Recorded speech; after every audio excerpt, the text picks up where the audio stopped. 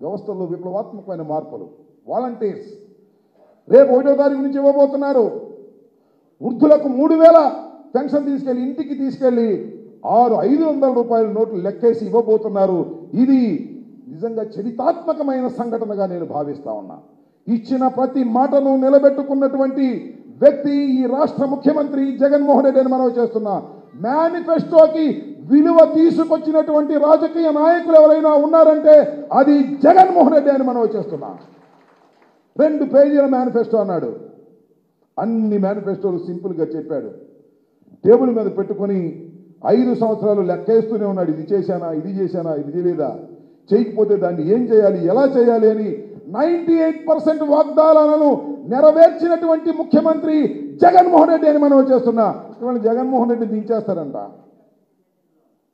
ఓట్లు చీలనివ్వరట. జగన్మోహన్ రెడ్డి ఉంటే సమాజం నాశనం అయిపోద్దంట మాట్లాడుతున్నారు. ఎవరు? చంద్రబాబు నాయుడు గారు. నాకు ఇందాక మనోహర్ గారు చెప్పాడు.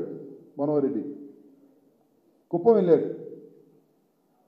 మళ్ళీ రిపీట్ చేస్తా, చంద్రబాబు నాయుడు గారు కుప్పం వెళ్ళాడు. ఒక అద్భుతమైన ఉపన్యాసం ఇచ్చాడు. ఏమంటాడు? కుప్పాన్ని ప్రపంచానికి అనుసంధానం చేస్తా. ఎంత అద్భుతంగా ఉంది. ప్రపంచానికి అనుసంధానం చేస్తాడు. ఇన్నాళ్ళు ఏం చేశా? గాడిదలు చేశావా? ముఖ్యమంత్రి అయ్యామే, రిప్రజెంట్ చేశామే. ఇన్నాళ్ళు చెయ్యనిది వాళ్ళు ఎందుకు చేస్తానంటున్నావు అంటే భయం. కుప్పం కూడా గెలవలేని భయం అని ఈ సందర్భంగా నేను మనవి చేస్తున్నాను. అంతేకాదు, నాకు కూడా తెలియదు మొన్న దాకా కుప్పంలో ఇల్లు లేదంట. మొన్న ఫౌండేషన్ వేసాడు. ఎందుకు వేశాడు ఫౌండేషను? జగన్మోహన్ రెడ్డి గారి దెబ్బకి కుప్పంలో ఇల్లు కట్టుకోవాల్సినటువంటి పరిస్థితి వచ్చింది. లేకపోతే కుప్పం ప్రజలు తిరస్కరిస్తారనేటువంటి భయం చంద్రబాబుని వెంటాడుతుందని మనం చేస్తున్నా. 175కి 175 అంటే మనలో కూడా కొద్దిగా అనుమానం ఉంది.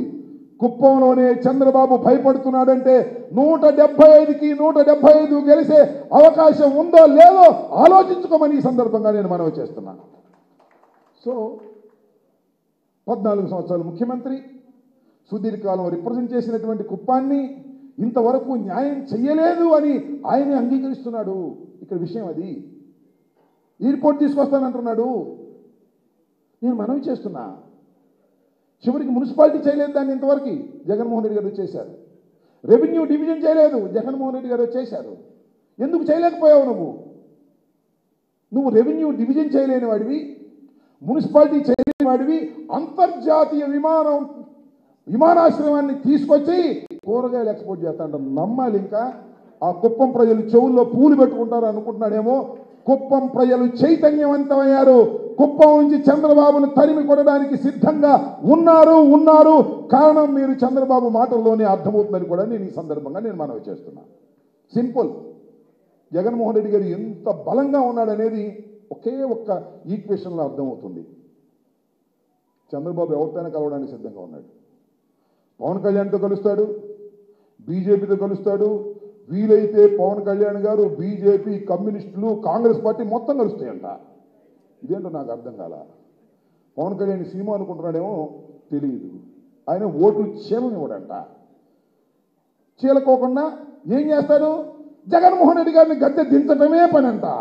మీకు జగన్మోహన్ రెడ్డి గారిని గద్దె దించటమే పని అయితే రాష్ట్ర ప్రజలకు జగన్మోహన్ రెడ్డి గారిని గద్దె మీద ఉంచడమే పని అని నిరూపిస్తారని కూడా ఈ సందర్భంగా నేను మనవి చేస్తున్నాను.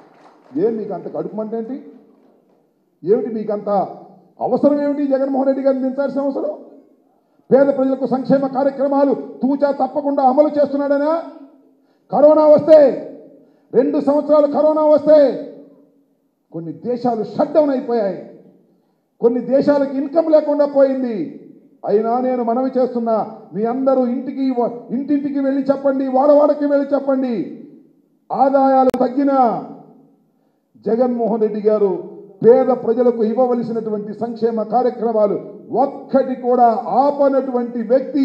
నష్టపోయాడో కష్టపడ్డాడో ఏం చేశాడో నాకు తెలియదు, కానీ బటన్ నొక్కటం మాత్రం ఆపని ఏకైక వ్యక్తి జగన్మోహన్ రెడ్డిని ఓడించడం ఎవడి వల్ల కాదు అని మనం చేస్తున్నాం.